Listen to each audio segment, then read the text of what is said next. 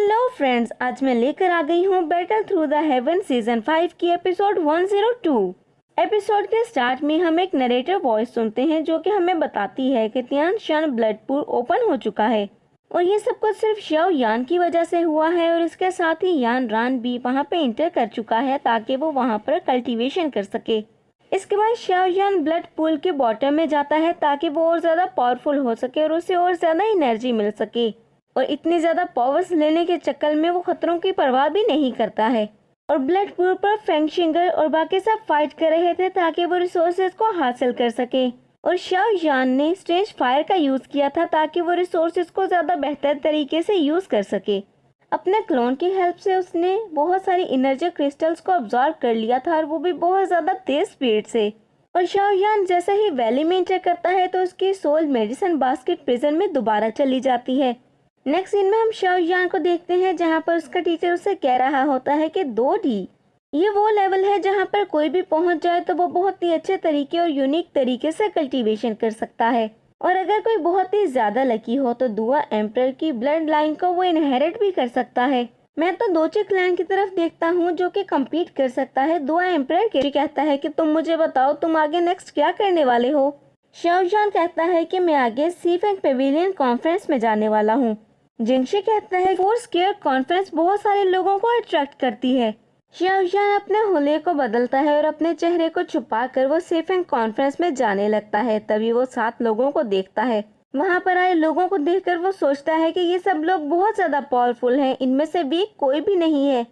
मैंने कभी भी नहीं सोचा था कि मैं यहाँ पर आऊंगा और 2 एल्डर्स को भी मिल लूंगा और इसके साथ ही फेंगशिंगर को भी।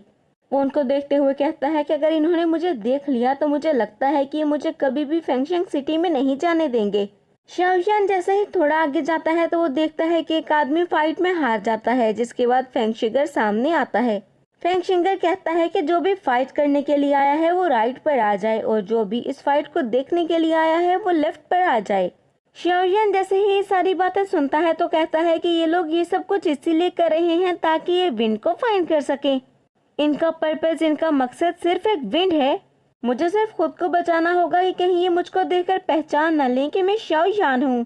शव यान वहाँ से जाने ही वाला होता है कि फेंगशिंगर कहता है कि कोई और आना चाहता है जो कि पार्टिसिपेट करना चाहे इस फाइट में।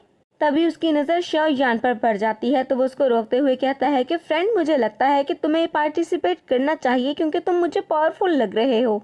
तुम फाइट करके क्यों नहीं देखते? जिस पर शव यान कहता है कि नहीं, मुझे फाइट नहीं करनी। फीतियान आता है जिसको देखकर शव यान कहता है कि फीतियान। उसके बाद वहाँ पर बहुत ही ज्यादा एनर्जी जमीन की तरफ आने लगती है जिसकी वजह से सब लोग अपनी आंखें बंद कर लेते हैं। और फिर वहाँ पर पहला मास्टर आता है जिसको देखकर शव यान कहता है कि ये तो लीजुन है, फेंगलियो पेविलियन का मास्टर। फिर वहाँ पर दूसरा मास्टर आता है और उसके आने से सब अपने कानों पर हाथ रख लेते हैं क्योंकि आवाज बहुत ही ज्यादा तेज थी और कोई भी बर्दाश्त नहीं कर पा रहा था। वो मास्टर जैसे ही नीचे जमीन पर उतरता है तो उसे देखकर लीजुन हंसने लगता है और कहता है कि स्वर्ड लॉर्ड, तुम इतनी जल्दी आ गए इस बार। जिसके बाद नेक्स्ट मास्टर आता है और वहाँ पर बहुत ज्यादा मड इकट्ठी होने लगती है और इसके साथ ही बहुत ज्यादा अंधेरा भी होता है। और फिर वहाँ पर एक दरवाजा बनता है जहाँ से वो मास्टर बाहर आता है जिसको देखकर लीजुन कहता है कि होंगशुआन। तभी स्वर्ड लॉर्ड कहते हैं कि पिछली बार मैं वुल्नरेबल से हार गया था लेकिन ऐसा इस बार बिल्कुल भी नहीं होगा। यहाँ पर जो भी लोग आए हैं वो बहुत ज्यादा राउंड देखने के लिए आए हैं और मैं इस बार जीत कर ही जाऊंगा। तभी वहाँ पर बहुत ज्यादा लाइट बिखर जाती है जिसको देखकर लोग खुश हो जाते हैं और तभी वहाँ पर वुल्नरेबल रूहोंग आता है। उसको देखकर सब लोग कहते हैं कि ये वो मैन है जो कि वैल्यूज, लव और जस्टिस को प्रेफर करता है। तभी उसको देखकर शव यान कहता है कि ये मेरा सबसे बेस्ट हेल्पर होगा मुझे टीचर को बचाने के लिए। कुछ देर के बाद लीजुन आगे आता है और कहता है कि आज सेफेंग पेविलियन का ओपनिंग डे है। थंडर माउंटेन की होली लैंड है जहाँ पर मेरा फेंगलियो पेविलियन लोकेटेड है। आप सब यहाँ पर ये सब कुछ देखने के लिए आए और अपना वक्त निकाला, उसके लिए मैं आपको थैंक यू करता हूँ। और ये कॉन्फ्रेंस कुछ ही देर में स्टार्ट होने वाली है। मैं ये उम्मीद करता हूँ कि आप सब लोग रूल्स को फॉलो करेंगे और कोई भी ऐसी हरकत नहीं करेंगे जिसकी वजह से हमें या आपको परेशानी हो। उसकी बात सुनकर सभी नारे लगाने लगते हैं। तभी लीजुन दोबारा से कहता है कि हमने टोटल 53 कंटेस्टेंट्स को चूज किया है जो कि इस कॉन्फ्रेंस में पार्टिसिपेट करेंगे। रूल्स वही पुराने हैं और वो सब के सब कम्पीटिंग है। उनमें से कोई भी हार नहीं मानेगा और अगर हाँ किसी ने हार मान ली तो वो चुपचाप यहाँ से जा सकता है।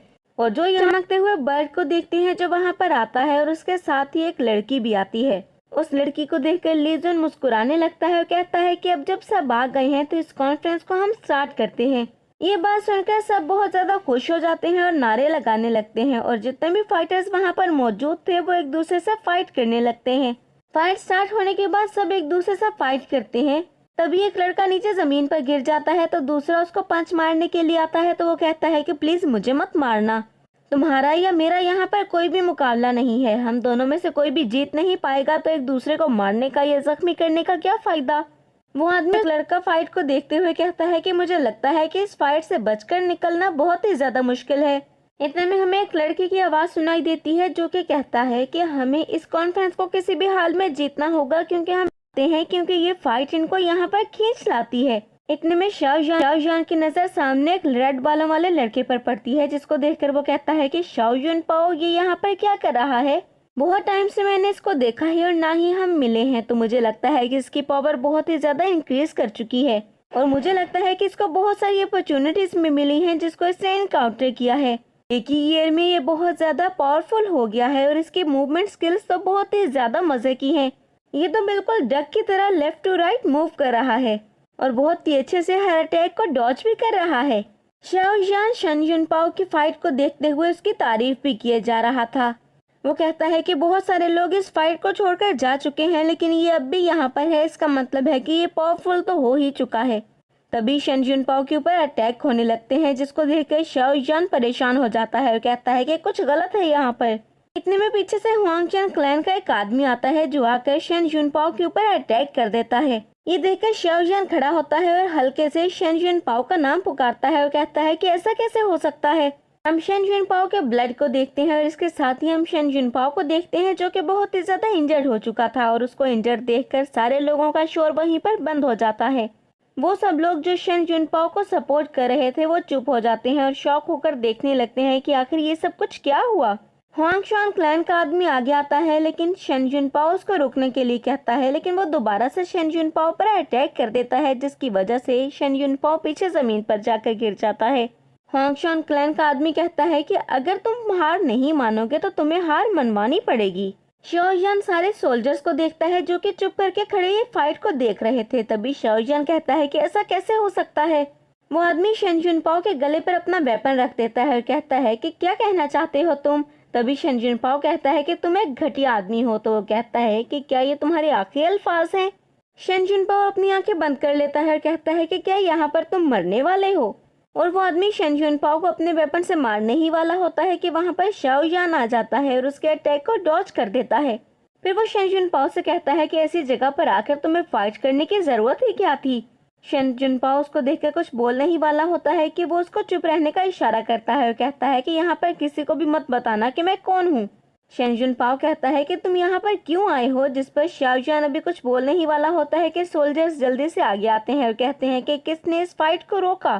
तभी शाओ यान कहता है कि ये आदमी रूल्स को फॉलो नहीं कर रहा है, इसने सारे रूल्स को तोड़ा है, तुम लोग कैसे चुप करके देख सकते हो, है तो ये आदमी इसको कैसे मार सकता है। तभी हुआंग चैन क्लैन फिर वो हुआंग चैन क्लैन के आदमी की तरफ इशारा करता है और कहता है जब शन युन पाओ हार मान चुका है का आदमी कहता है कि जो भी फाइट में आएगा उसको मरना तो होगा, अगर हो सकता है तो। शाओ यान सोल्जर से कहता है कि तुम लोग मुझसे पूछने के लिए तो आ गए, तुमने इससे कुछ भी नहीं कहा और ना ही इसको फाइट में रोका।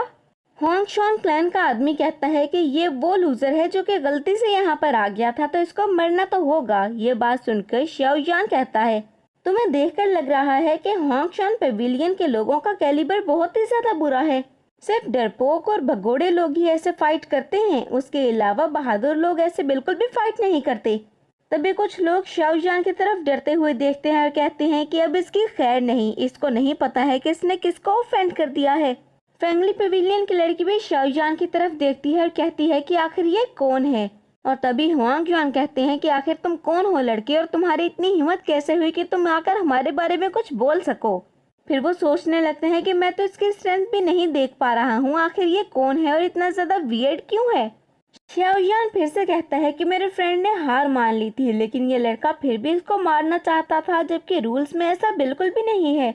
इसने रूल्स को तोड़ा है और आप जानते हैं कि रूल्स क्या हैं। अगर कोई हार मान ले तो उसको मारा नहीं जा सकता। हुआंग शान ली से कहता है कि जल्दी से इस मैटर को सॉल्व करो और इस कॉन्फ्रेंस को दोबारा से स्टार्ट करो। ली कहता है कि तुम्हारा क्या ख्याल है, हमें क्या करना चाहिए। तभी हुआंग शान अपने रूल्स बताता है और कहता है कि इन रूल्स को तुम बता दो। ये बात सुनकर रोहन कहता है कि क्या तुम पागल हो गए हो, ली को सबके सामने बुरा बनाना चाहती हो क्या।